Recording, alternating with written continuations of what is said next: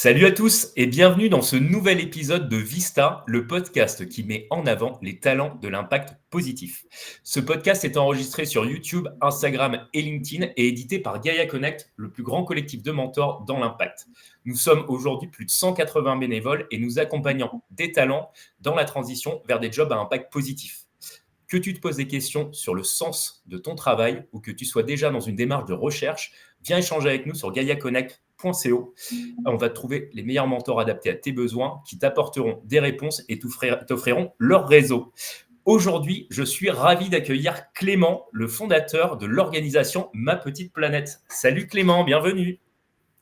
Bonjour Benjamin, merci pour l'invite et ravi d'être là et de partager un petit peu autour de l'asso et des projets à impact. Eh ben, merci à toi. Surtout, alors, je vais rentrer dans le vif. Ma grand-mère a 88 ans. Elle s'appelle Monette. Je lui fais un gros bisou d'ailleurs. Elle écoute les rediffs des podcasts. Et est-ce que je peux te demander de lui présenter rapidement et simplement ce qu'est Ma Petite Planète? Avec plaisir. Donc Ma Petite Planète, c'est une association qui propose un challenge, donc on pourrait dire un jeu, autour de défis écologiques à réaliser avec son entourage. Voilà. Et notre mission en tant qu'association, c'est sensibiliser et surtout faire passer à l'action, faire agir les gens pour la protection de la planète et du monde vivant. Trop bien. Bah, merci. Je demanderai à ma grand-mère si elle a tout compris. Je pense que oui. Alors, avant qu'on rentre dans le vif du sujet, j'aimerais un peu revenir sur la genèse du projet, en savoir plus sur ton parcours, comment l'impact déjà s'est présenté à toi et ce qui t'a poussé à t'engager dans la transition écologique, notamment avec Ma Petite Planète, mais aussi d'autres projets que tu as lancés avant, parce que ce n'est pas ton premier projet. Carrément. Bah, écoute, moi j'ai un parcours à la base plutôt classique, école de commerce. J'ai eu la chance de faire une année de césure aux Philippines. Voilà, j'étais dans une ONG pendant 7 mois là-bas et j'ai découvert ce qu'on pourrait appeler l'entrepreneuriat social. Du coup, c'était comment co-construire avec les populations locales des projets à impact et inclusifs et qui allaient aider les gens concrètement à être autonome, résilient et à sortir de la pauvreté. Et du coup, j'étais bras droit d'une entrepreneur sur place et j'ai découvert pas mal de choses. En rentrant avec des amis que j'ai rencontrés là-bas, on a monté une première association qui existe toujours, dont je suis vraiment fier, qui s'appelle La Fourmilière. La Fourmilière, c'est une asso dont la mission, c'est de rendre le bénévolat aussi sympa et accessible qu'un verre entre amis. Donc, comme on a beaucoup aimé le bénévolat là-bas, on s'est dit comment faire pour que les gens s'engagent dans leur vie quotidienne, là pour le coup à Paris, avec des agendas compliqués, etc. Et donc l'idée c'était de faciliter la mise en relation entre des gens motivés pour donner un coup de main de temps en temps et des assos qui en avaient besoin. Et du coup, on a monté ça à 6 il y a 8-9 ans, ça a pas mal pris. J'ai découvert plein de thématiques, je me suis pris de passion tout d'abord pour l'accueil et l'intégration des personnes exilées. Je trouvais que c'était un super enjeu qui n'était pas forcément très bien traité, avec des ateliers de conversation en ligne, enfin en présentiel puis en ligne, et aussi des sessions sportives pour créer du lien entre les personnes locales et exilées. Et puis, j'ai lu finalement pas mal de choses autour de l'écologie, notamment, j'ai eu un déclic, je pense, avec le livre de Cyril Dion, Petit manuel de résistance contemporaine.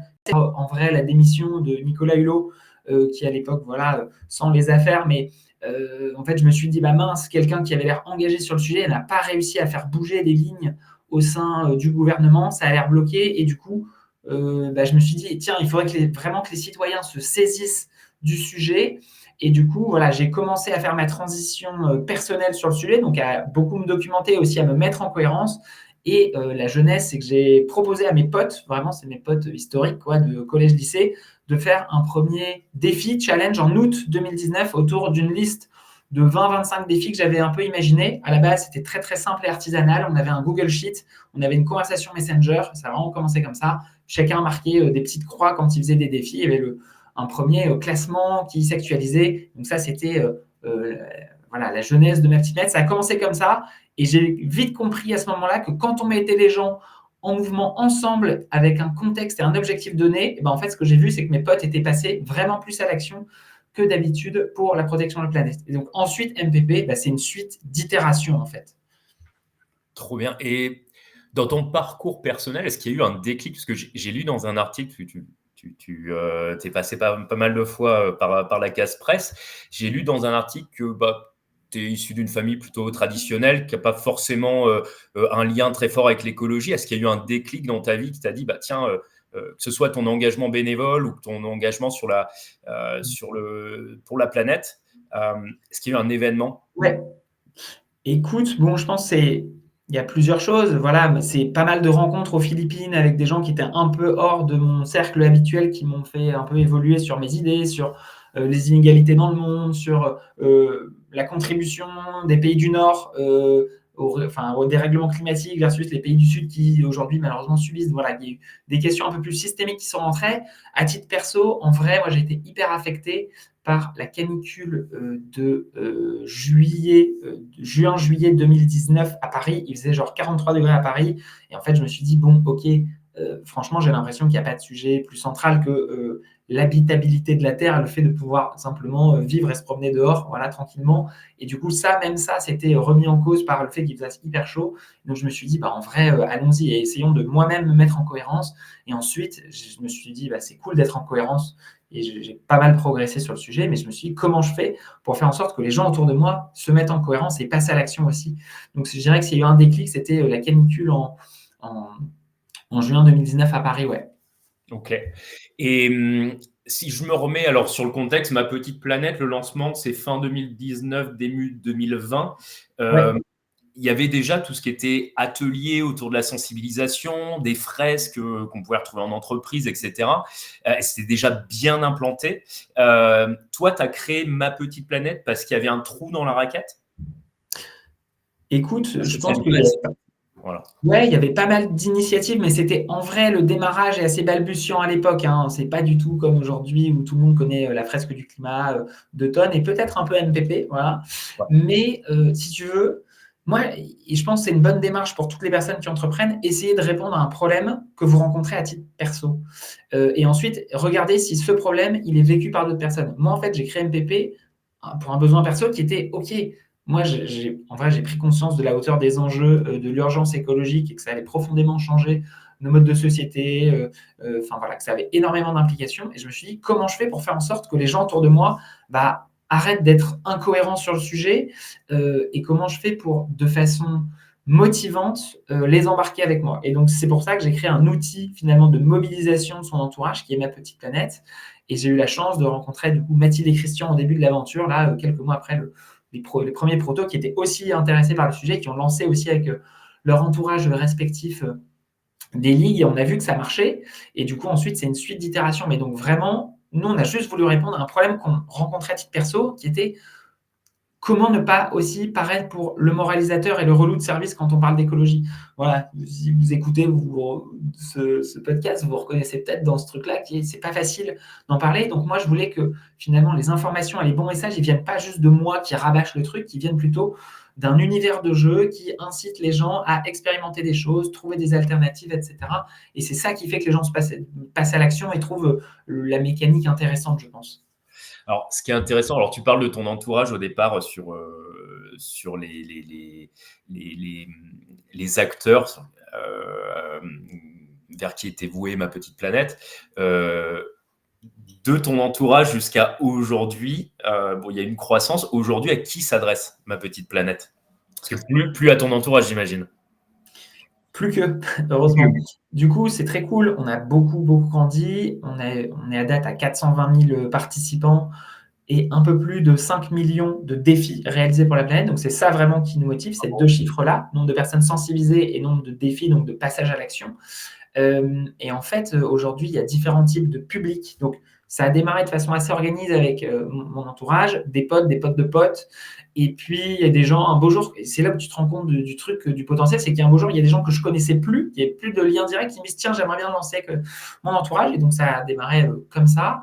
Et puis, une ou deux éditions plus tard, il y a des premières personnes qui m'ont dit, tiens, j'aimerais bien mettre ça en place au sein de ma boîte avec mes collègues. Comment je fais? Est-ce que je peux jouer, etc. Et donc là, on a compris à ce moment-là assez vite qu'on répondait à des besoins clairement identifiés de la part Des responsables RSE, des responsables RH, de la communication des entreprises, parce que c'est des sujets l'écologie, c'est un sujet transverse et nous, on peut aider les gens à se former, à mieux comprendre la hauteur des enjeux, à mieux comprendre ce que ça implique dans leur métier. Mais il y a aussi tout un aspect, on pense, team building autour de l'écologie. Nous, on est un acteur sur le marché du team building, mais un team building intelligent et à impact. Et donc, ça fait sens aujourd'hui dans pas mal de boîtes. Et on a lancé progressivement plus tard une offre à destination des collectivités publiques, voilà, pour embarquer les agents et les habitants, des universités et grandes écoles. Et il y a environ 3 ans, on a lancé, moi j'avais une pote, ça a démarré vraiment comme ça, j'avais une pote qui était enseignante de français en Seine-Saint-Denis, qui était prof de français en 5e, et donc je lui ai proposé tiens, ça serait intéressant d'essayer d'adapter le jeu adulte à tes élèves. Voilà. Et donc, on a réfléchi ensemble à comment et dans quelle mesure ça serait pertinent, quels défis on pourrait imaginer pour que ça soit adapté en classe, mais aussi à la maison pour que les élèves jouent potentiellement, fassent des défis avec leurs parents et en pleine nature.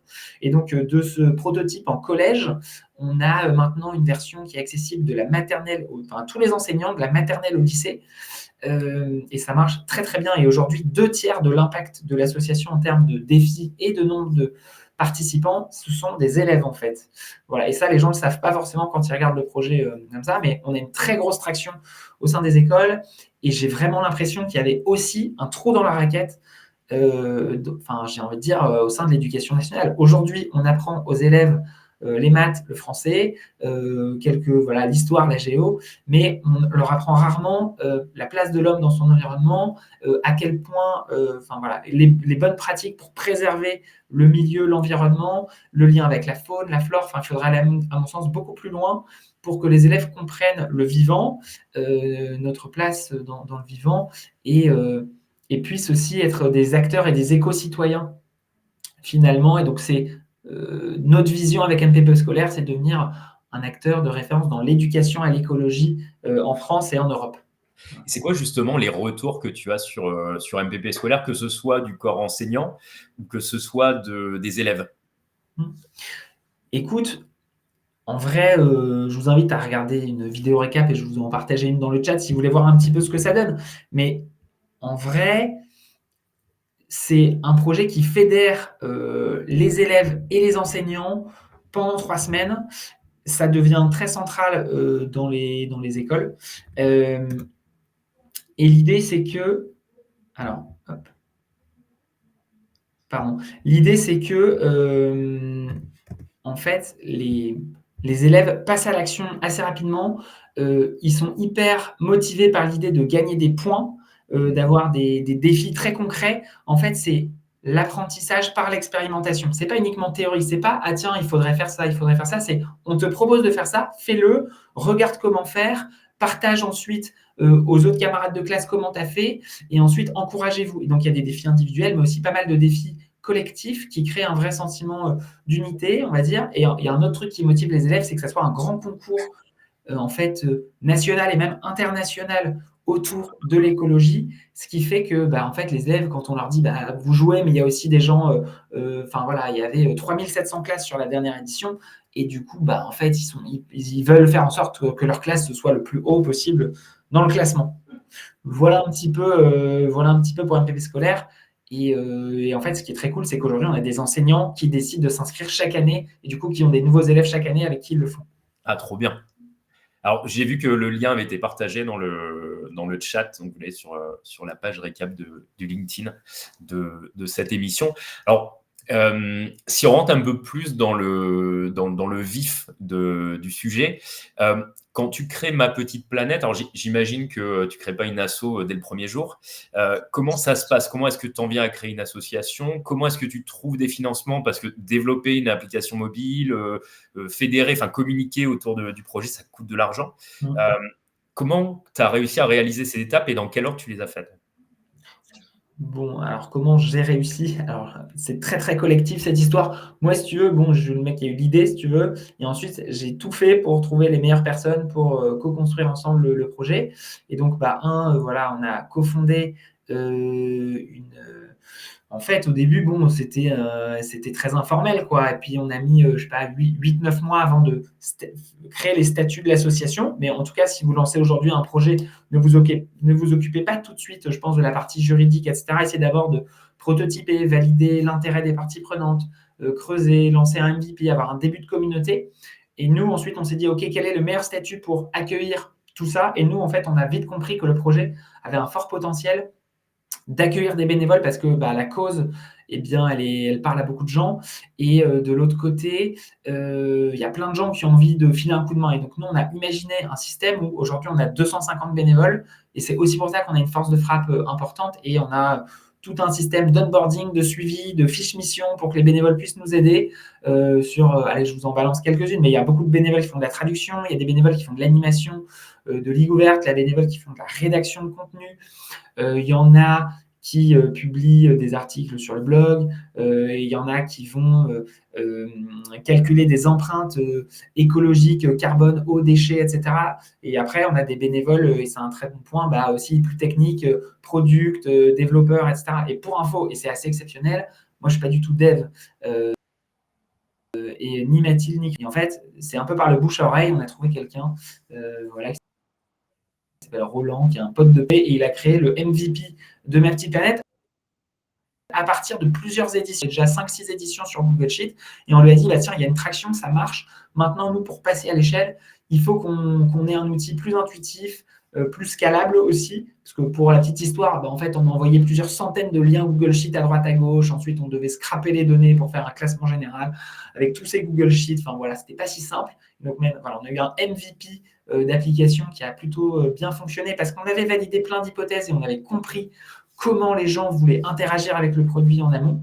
Et donc ça, quand vous lancez un produit, n'hésitez pas à bidouiller d'abord avec des outils, ce qu'on appelle low code, avant de vous lancer dans des devs, parce que ça permet ensuite d'avoir, je pense, une version plus juste des besoins des utilisateurs. Et du coup, on a eu cette première app et ensuite, là, il y a eu un vrai boom, je pense, au lancement de l'app. On est passé sur Brut, ça a pas mal aidé aussi, je pense. Et donc, ça a pris comme ça. Voilà. Trop bien. Donc, c'est un peu un modèle de start-up au final, au départ, avec une start-up collaborative finalement. Ouais, bonne question. En fait, moi, je définis un peu MPP comme une sorte de start-up associative. Voilà, profondément dans les statuts, dans les valeurs, etc. On est une asso et notre mission, c'est vraiment pas faire de l'argent. L'argent est un moyen pour atteindre un maximum d'impact. Voilà, notre mission, c'est sensibiliser et faire passer à l'action en vrai des millions de personnes à terme sur le sujet. Voilà, et créer aussi un nouveau récit, à mon sens, autour de l'écologie, quelque chose qui soit motivant, qui soit enthousiasmant, où les gens se disent c'est pas une contrainte, mais je le fais parce que j'ai envie et j'y vois beaucoup d'apport et d'intérêt. Et j'ai oublié le fil de ta question. Non, mais tu y as répondu en fait. C'est ce côté un peu start-up. Ah oui. Toi, dans la création de Raison. Petite Planète. Par itération, tout à l'heure, tu parlais beaucoup d'itération. Ouais. Et après, on s'est entouré de... moi, j'avais quelques expériences, on va dire, en start-up et d'autres personnes aussi. Donc, on a, je pense, aussi pris certaines bonnes pratiques de start-up. Et en fait, finalement, aujourd'hui, on a un produit digital. Notre équipe tech, elle fonctionne comme pas mal d'équipes tech qui font des sprints, etc. Et qui avancent comme ça. Et du coup, on essaie de tirer un peu le meilleur des deux mondes pour être le plus efficace et avoir le plus d'impact possible. Mais après, autre sujet pour lequel on est une asso, nous, on a au tout début, tu me parlais du financement, au tout début, nous, les premiers financements, c'était aussi les dons des joueurs et ça continue à être un canal qui est important pour nous. L'année dernière, c'est 7% de nos revenus, c'est pas négligeable. Voilà, à la fois les dons des players et quelques philanthropes qui veulent se dire, OK, je vais mettre mon argent à bon escient. Et on a aussi la partie scolaire. Quand tu travailles avec pas mal d'établissements scolaires, c'est hyper important d'être une asso parce que ça t'ouvre beaucoup plus facilement les portes que si tu étais une entreprise. Donc voilà, pour toutes ces raisons, on est une asso, on est très content de l'être. On va rester, il y aura toujours un modèle associatif à MPP. Ouais. Bon, trop bien. Et si tu regardes en arrière maintenant, parce que tout à l'heure, on parlait de la différence entre édition et campagne chez Ma Petite Planète. Édition, c'est ce que tu disais tout à l'heure, c'est la partie Ma Petite Planète scolaire, Ma Petite Planète entreprise. Et les campagnes, ce sont des jalons de jeu, on va dire des saisons un petit peu.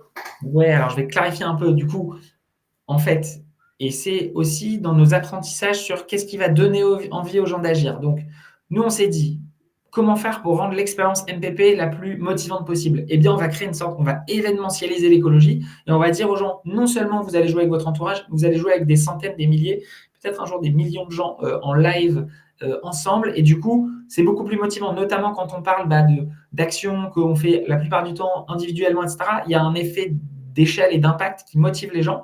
Ça permet aussi d'avoir un classement général en temps réel et donc un peu une sorte de gamification, de compète, etc. pour les gens pour lesquels la compète, c'est un sujet.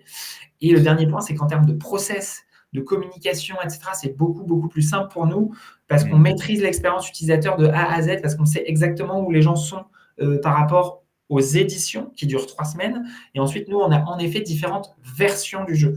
Donc, on a la version grand public, OK. Là, c'est les gens qui jouent avec leurs potes, qui jouent avec leur famille, qui jouent avec leurs voisins. On a la version, on va dire, entreprise, collectivité, qui est la version entre collègues. On a la version université, où là, c'est un plateau de jeu différent pour un petit peu la vie sur le campus, etc. Il y a une partie commune avec le grand public, etc. Mais il y a une partie spécifique au monde étudiant, comme pour les entreprises, où il y a une partie spécifique sur la vie de bureau. Et ensuite, on a la partie scolaire. Et là, la partie scolaire, pour info, c'est 4 plateaux de jeu, parce que tu imagines bien qu'un élève en terminale, il ne fait pas la même chose qu'un élève en petite section. Ouais. On commence vraiment avec les petites sections. Hein. Ne vous mettez surtout pas de barrière si vous connaissez des enfants qui viennent d'entrer à l'école. Ça marche très, très bien. Au primaire, c'est grosso modo le programme des enseignants pendant 3 semaines à l'école, surtout au primaire, ce qu'ils peuvent faire. Ils ont beaucoup de latitude sur ce qu'ils peuvent faire. Et du coup, voilà, on a pas mal de versions. On essaie. Et en vrai, en termes d'entrepreneuriat, de temps en temps, on nous demande est-ce que vous n'êtes pas trop défocus, tu vois. On fait en fait, on a une cible qui est hyper large. Ça commence de 4 ans et en fait, il n'y a pas de limite d'âge. Bon, allez, on a pas mal de gens de 60, 65 ans aussi qui jouent, des parents, des gens de ma génération, par exemple, et ou des personnes en fin de carrière en entreprise qui jouent et ils se prennent pas mal au jeu parce qu'ils apprennent beaucoup. Ils découvrent, ils aiment bien l'univers ludique, de partager un truc avec ses collègues, etc. Donc, on a une cible très, très large, mais et on pourra peut-être en parler. Nous, en fait, ça fait vraiment partie de notre vision d'avoir différentes cibles et c'est hyper chouette parce qu'aujourd'hui, on a un modèle qui, en partie, s'auto-alimente. C'est-à-dire qu'aujourd'hui, quand toi, Benjamin, tu lances une ligue avec tes potes, peut-être que dans la ligue que tu vas faire avec tes potes, eh bien, il y a des gens qui vont dire « Ah tiens, j'aimerais bien en parler dans ma boîte ensuite ». Et du coup, nous, ça nous fait, entre guillemets, des leads pour la partie entreprise. Les entreprises, on en parlera, mais aujourd'hui, c'est 75% du modèle économique de l'asso, puisqu'on fait des prestats de services. Mais aussi, toi, tu connais peut-être des enseignants, et donc tu vas en parler aux enseignants que tu connais. Et donc, en fait, tu vas permettre à MPP de se développer en ayant joué simplement avec ton entourage sur plusieurs cibles différentes. Donc ça, on essaie de créer des recommandations. Et je vous partage un petit hack dont mais toute l'asso est assez fière. On a un défi qui s'appelle l'effet MPP papillon. Le défi, c'est donc les gens, pour valider le défi, ils doivent remplir un formulaire sur l'app en nous laissant les coordonnées d'un enseignant, d'un responsable RSE ou d'un potentiel ambassadeur. Et en fait, les gens, ils ont franchement des enseignants, il y en a plein, des potentiels ambassadeurs, si des gens motivés autour de l'écologie. Et donc, en fait, les gens nous lâchent plein de recos. Donc, ensuite, nous, on a des mails automatiques qui partent. Et donc, ça crée un peu de viralité et de l'acquisition. Voilà. Donc, il y a quelques trucs qui font qu'on essaie de faire en sorte que ça soit pas, que les cibles ne soient pas scindées, que ce soit pour eux et qu'il y ait des interactions. Ouais. Écoute, hyper intéressant quand il y a un effet boule de neige comme ça, c'est que finalement, tu as touché quelque chose.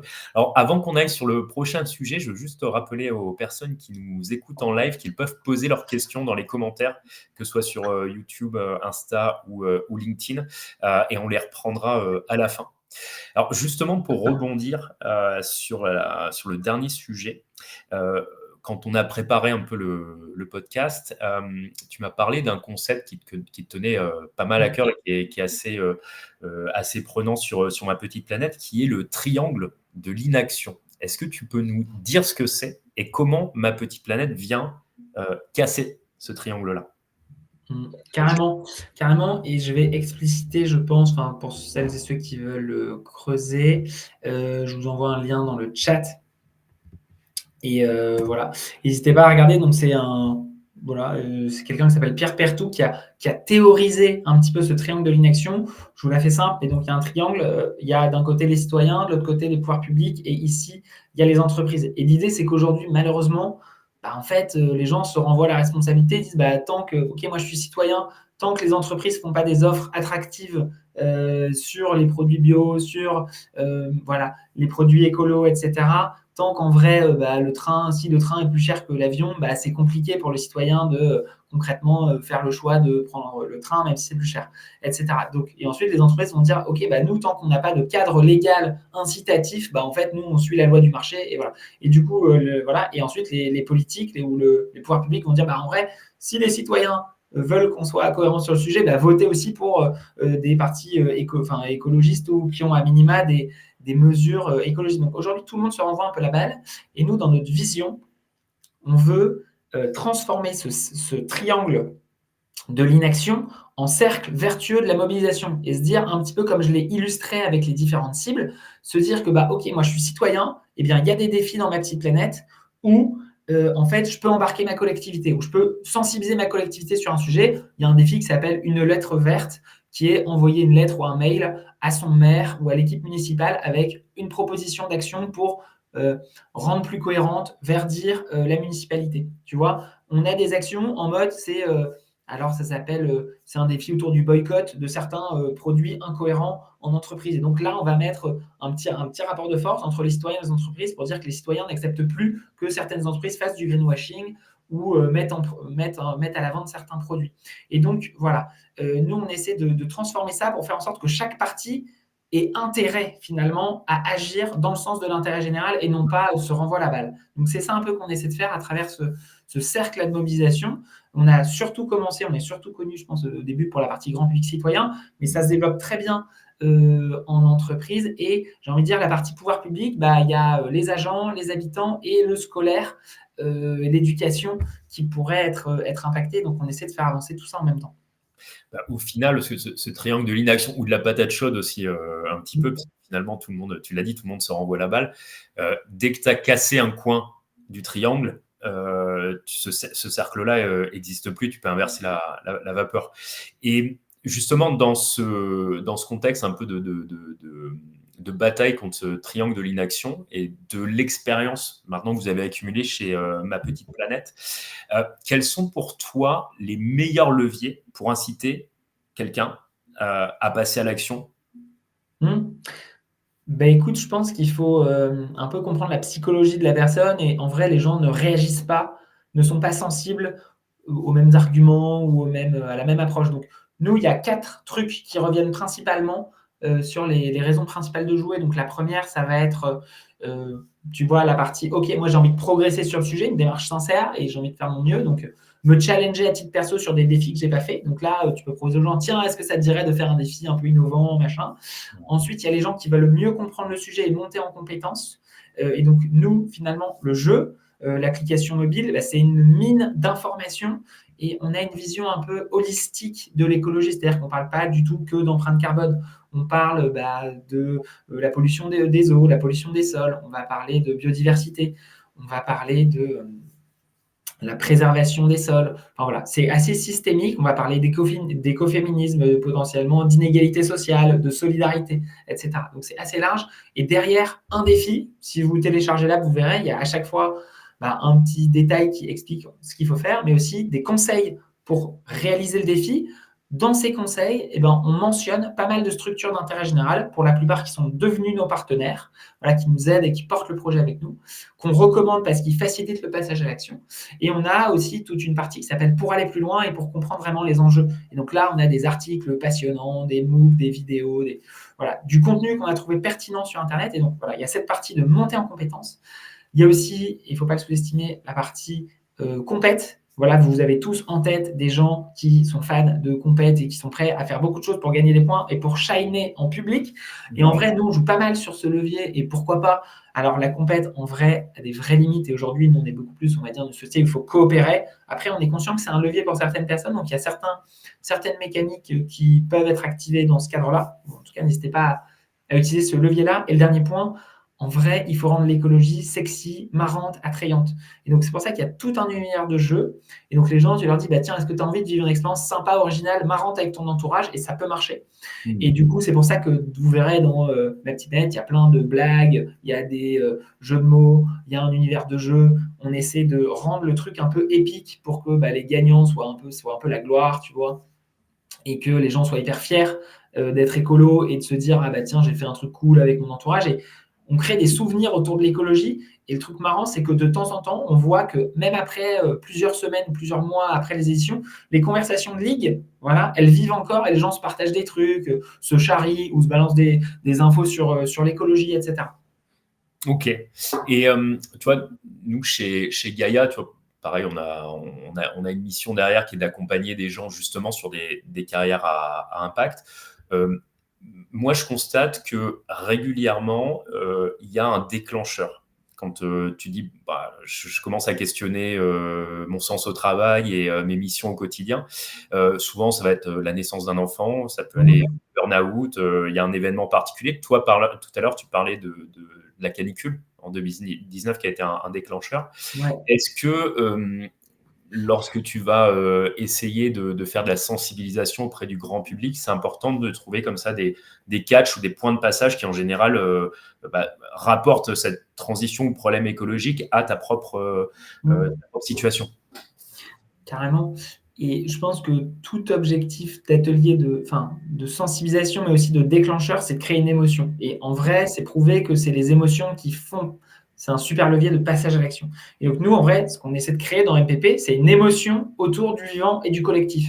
C'est-à-dire que les gens se rendent compte pendant qu'ils jouent que, en fait, le monde qui nous entoure, il est merveilleux. Ça, tout le monde n'en est pas forcément hyper conscient et de la chance qu'on a d'évoluer dans cette planète bleue qui est unique au monde, etc. Et de se dire la faune, la flore, voilà, ce qui nous entoure, c'est exceptionnel. Il faut absolument avoir envie de le protéger.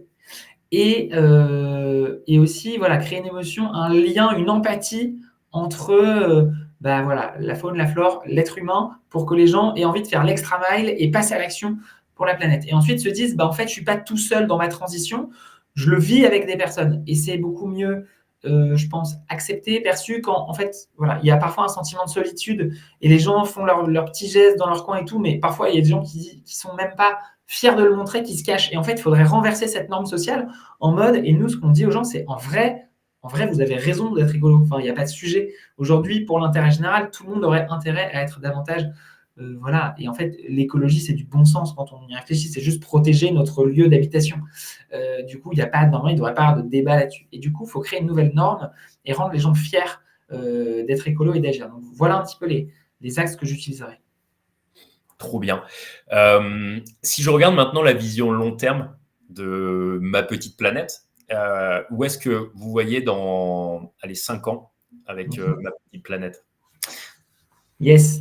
Écoute, je pense qu'on ne va pas chômer. Il y a beaucoup, beaucoup, beaucoup de choses à faire. Et même si on a plutôt bien grandi, en vrai, si on prend un peu de recul, bon, on a eu les 420 000 personnes, il y a 70 millions de Français, il y a 8 milliards d'êtres humains, tu vois. Et à mon sens, des personnes vraiment sensibilisées sur le sujet, aujourd'hui, en France, il y en a peut-être entre 5 et 10%, et sur Terre, peut-être la même ordre de grandeur. Après, tout le monde n'a pas la même priorité. Et c'est aussi pour ça que je t'ai expliqué dans notre vision.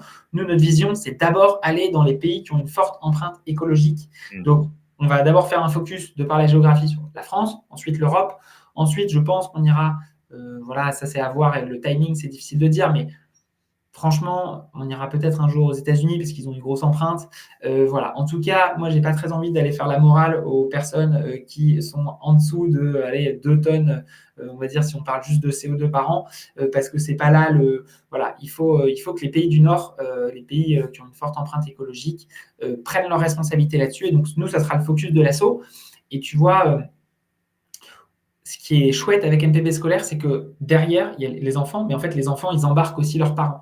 Et donc, on pense aussi qu'un très bon moyen, en fait, que les parents, que les adultes passent à l'action, c'est qu'ils se fassent sensibiliser par leurs enfants. Parce que, je sais pas, si tu as des enfants, j'en sais rien, mais qu'est-ce qui est plus important pour la majorité des gens que leur enfant? Il n'y a rien, quoi. Donc, si ton enfant te dit, ah, pourquoi on ne fait pas ça, c'est important pour la planète, j'ai appris ça à l'école, en fait, ça va un peu chambouler ou faire réfléchir les parents. Et donc, les parents, pour être en cohérence et faire plaisir aussi peut-être à leurs enfants, vont se mettre à mettre en place des choses.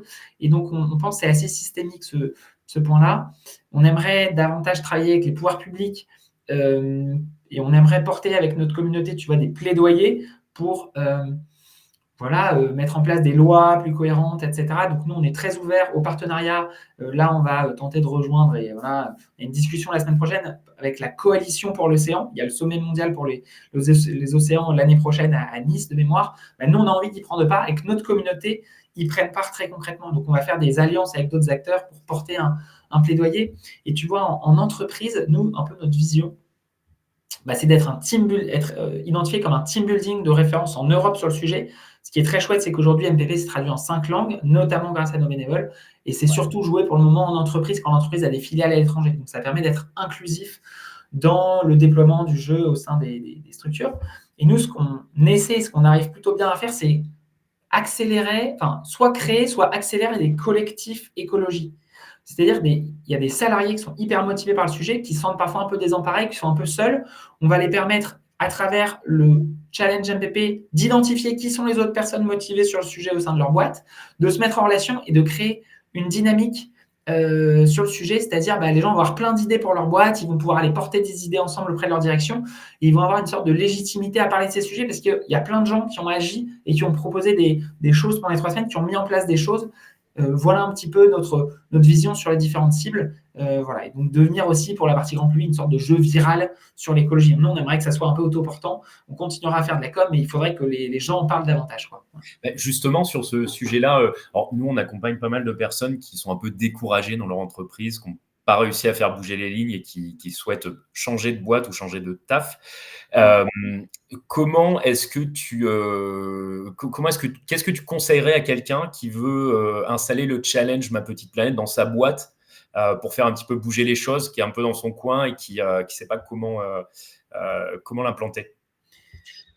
Yes, écoute, en vrai, il y a différentes façons de le faire, mais le mieux, je vais vous renvoyer vers, je pense, la page. Nous, on fait des webinars chaque semaine qui expliquent bien, en fait, comment ça se passe, quelle est, j'ai envie de dire, la proposition de valeur pour une entreprise que les gens ont en tête. On pense à vraiment beaucoup de valeur en termes RH, en termes d'impact, en termes de rétention des salariés, en termes de motivation des équipes, voilà, et de donner du sens à la mission de l'entreprise aussi.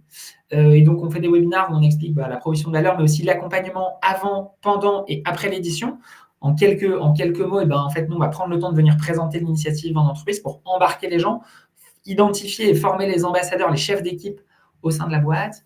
Il va y avoir des sessions, une grande session de lancement auprès des salariés, puis un classement dédié sur l'app pour la boîte avec des points d'étape. Et nous, on va s'assurer qu'un maximum de leads soient les plus actifs possibles, avec des relances si besoin. Et on va aider et coacher les ambassadeurs en temps réel. Et il va y avoir un bilan d'impact environnemental et une cérémonie de clôture et de remise des prix pour célébrer ensuite, à la fin, un peu l'impact de tout ça. Voilà. Et du coup, renseignez-vous sur le site, testez un webinar. Si vous voulez, une bonne façon de le faire, c'est aussi de jouer avec votre entourage ou quelques collègues de manière informelle en amont, si vous voulez regarder un peu et ensuite porter le projet au sein de votre boîte. Voilà un petit peu pour la partie entreprise. Bon, trop bien. Et toutes les informations sont sur mapetiteplanète.org. Alors, on va passer maintenant aux questions-réponses. J'ai vu qu'il y en avait plusieurs qui étaient arrivées. Je vais poser la première. J'ai entendu qu'il y avait un petit événement qui arrivait le 27 mai. Yes. Si ma mémoire est bonne. Est-ce que tu peux nous en parler? Carrément. Et ensuite, on prendra les questions. Merci pour vos questions dans le chat. Du coup, le 27 mai, c'est assez chouette. Ça fait 1 an et demi qu'on prépare cette édition. En fait, on a eu l'idée, il y a 1 an et demi, de se dire, OK, il y a les JO l'année prochaine, donc là, dans quelques mois. Comment on fait pour utiliser les Jeux Olympiques, qui est censé être quelque chose, on va dire, de fédérateur, qui est enthousiasmant pour les gens, il y a beaucoup d'intérêt autour des JO, pour parler d'écologie, parler de nos sujets et intéresser les gens. Et du coup, on a créé une édition spéciale, les Jeux de l'écologie, autour du sport, de l'inclusion, du handicap, de la solidarité et de l'écologie. Donc, des valeurs de l'olympisme et de l'écologie. Voilà, donc ça va être un joyeux mix de tout ça sur une édition qui démarre le 27 mai, qui dure 3 semaines. Voilà. N'importe qui, vous pouvez, si vous voulez, participer, créer une ligue. Et du coup, vous avez toutes les infos sur la page que je viens de partager. Et c'est très cool parce que, en fait, on a embarqué pas mal de sportifs et sportives de haut niveau dans l'aventure qui vont relayer auprès de leur communauté cette édition. Et si vous voulez, on fait une cérémonie de lancement pour celles et ceux qui sont à Paris, à l'Académie du Climat, le 27 mai. Je vous partage également le lien dans le chat. Voilà un petit peu, et du coup, ça commence dans 10 jours. Voilà, vous pouvez d'ores et déjà commencer à monter votre ligue. Il y a pas mal d'aides, de tutos, de kits sur le site. Trop bien, merci beaucoup. Alors, on a une première question de Sarah qui nous dit: où puis-je trouver la lettre verte pour les collectivités? Yes, très bonne question. Écoute, la lettre verte pour les collectivités, c'est un défi, et du coup, il est de temps en temps positionné sur l'édition. Je ne pense pas qu'il soit sur la prochaine édition. Et en fait, le mieux, c'est de créer une ligue sur l'app, et en fonction des éditions, faire apparaître plus ou moins des défis. En fait, cette lettre verte, on a utilisé un template honnêtement dispo sur Internet, mais ensuite, c'est vraiment toi qui dois porter le projet qui te semble le plus pertinent pour ta collectivité. Donc, si tu as des idées d'actions à mettre en place pour ta collectivité, bah, vas-y, écris-leur. Et ensuite, voilà, je pense de mémoire que c'était Greenpeace qui avait proposé quelque chose avec pas mal d'idées d'actions à relayer à sa collectivité. Donc, nous, on va s'entourer aussi d'acteurs qui ont déjà préparé des choses, réfléchi au sujet pour faciliter le fait d'envoyer cette lettre. Voilà. Donc, tu peux la trouver peut-être en ligne si tu cherches lettre à ma collectivité. Sinon, il faut regarder dans l'application Ma Petite Lettre, mais c'est peut-être pas sur la prochaine édition. D'accord. Alors, je vais passer à la prochaine question. Comment engager des personnes de notre entourage qui sont réfractaires à l'écologie, en particulier ceux qui connaissent les enjeux mais sont braqués par les prises de position politiques parfois radicales des écolos? Vaste question. Ouais. Bonne question. En fait, MPP, c'est vraiment pensé pour embarquer un public très large. Encore une fois, il n'y a pas que les gens, et c'est un peu la preuve avec cette édition JO, qui sont intéressés par l'écologie, qui considèrent vraiment l'écologie, qui peuvent jouer. S'il y a des gens qui aiment juste vivre une expérience marrante avec leur entourage, vivre un bon moment, etc., vous pouvez les embarquer avec MPP, c'est fait et pensé pour ça. Après, s'il y a des personnes qui sont, on va dire, assez réfractaires, qui se bloquent sur le sujet, moi, je vous conseille d'abord, pour les embarquer, de leur proposer, de leur montrer qu'eux-mêmes peuvent facilement, sans contrainte supplémentaire, réaliser des défis assez faciles. Donc, vous allez sur l'app, et ensuite, vous leur montrez les défis faciles. Vous leur dites, tiens, est-ce que tu pourrais faire ça? Ça, c'est déjà cool pour la planète. C'est un premier pas. On ne peut pas faire passer les gens, moi, c'est mon avis, on ne peut pas faire passer les gens de débutants à Extinction leur rébellion, activistes sur le sujet. On doit toujours avoir une transition, et donc ces personnes-là, il faut les prendre un peu par la main. Je pense que c'est important de leur donner la hauteur des enjeux, et je leur dis, écoute, si ça t'intéresse, va à ton rythme, tu peux déjà faire ça, ça et ça, sans changer ton quotidien, sans contrainte supplémentaire, ça aura déjà de l'impact. Et ensuite, l'idée, c'est que les gens, ils prennent goût, et en fait, comprennent aussi un peu par eux-mêmes, en lisant, en se renseignant naturellement sur l'édition, sur le jeu, la hauteur des enjeux, et qui se disent, si je ne le fais pas pour moi, je vais peut-être le faire pour mes enfants, je vais peut-être le faire pour ma famille, ça va me mettre en cohérence. Et en vrai, nous, les gens, je pense fondamentalement, ils sont plus heureux après avoir joué à MPP. En vrai, indirectement, et comme pas mal de structures de la transition, on rend les gens aussi plus heureux, quoi. Parce que même si on a la gravité de la situation, la hauteur des enjeux, on se dit, moi, je contribue à quelque chose de chouette, et c'est important. Et la prochaine question, elle recoupe un petit peu celle-là et ce que tu as dit tout à l'heure sur les jeunes publics, mais je vais quand même te la poser. Donc, c'est une question de Samia. Je suis maîtresse en CE2 et je dois parfois me battre contre les enseignements de certains parents en matière d'éducation à l'écologie. Entre parenthèses, j'entends jeter un papier par terre, c'est pas grave, c'est biodégradable. Quelle est la meilleure manière d'impliquer des jeunes publics autour du changement? Écoute, nous, les enfants, je pense que ce qui est très chouette, c'est le format jeu. En fait, on pourrait parler de pas mal d'autres sujets que d'écologie, avec la même mécanique de jeu où en fait, il y a des points bonus, il faut rapporter la preuve, il faut faire le défi dans la vraie vie. On pourrait parler de plein de sujets. Il se trouve que nous, on s'est spécialisé sur l'écologie, mais en tout cas, le levier du jeu, en tout cas pour que les enfants intériorisent, et surtout le jeu par l'expérimentation. Les enfants, ils adorent mettre les mains dans la terre. Il y a un défi, c'est trouver un gros arbre et lui faire un câlin. En fait, l'enfant il va être hyper motivé par la quête de trouver un gros arbre et lui faire un câlin. Et ensuite, il va se rappeler, et ensuite, il va dire, mais ok, pourquoi je fais ça? Ah oui, les arbres, c'est important, pourquoi il faut les protéger, tu vois? Et du coup, je pense que les parents, ils ont parfois peut-être un peu peur de créer des conflits avec leurs enfants sur le sujet. Donc, moi, voilà, ce que je conseille aux parents, d'expliquer aux enfants, alors d'y aller mollo, mais avec des mots simples, qu'il y a des problèmes environnementaux sur Terre, qu'il faut que chacun fasse sa part, que si les parents, c'est compliqué sur certains sujets, qu'ils peuvent le dire, mais aussi qu'ils expliquent pourquoi c'est compliqué pour que les enfants aient de l'empathie et de la compréhension. Et ensuite, ouais, qu'ils laissent un peu leurs enfants, si possible, s'épanouir et être aujourd'hui, et moi, enfin, c'est un peu effarant. Il y a quand même la génération TikTok, réseaux sociaux, et moi, ça m'attriste quand je vois tous ces enfants un peu scotchés sur leur téléphone. Et le but de MPP, tu vois, typiquement, MPP scolaire, il n'y a que les enseignants qui ont accès à l'app. Nous, on ne veut surtout pas que les enfants ils soient voilà, scotchés sur des écrans. Et donc, on va inviter les enfants à faire des trucs dehors, faire des trucs ensemble. Il y a pas mal de défis créatifs, créer une œuvre d'art à partir de déchets, créer une chanson sur le climat, créer une pancarte ou une banderole sur le climat. Il y a des trucs. On va mettre les enfants en mouvement. Et nous, ce que nous disent les enseignants, c'est même si ce n'est pas du travail ou des cours, et il y a des enseignants qui disent les enfants n'ont jamais autant appris que pendant un matinée scolaire, tu vois.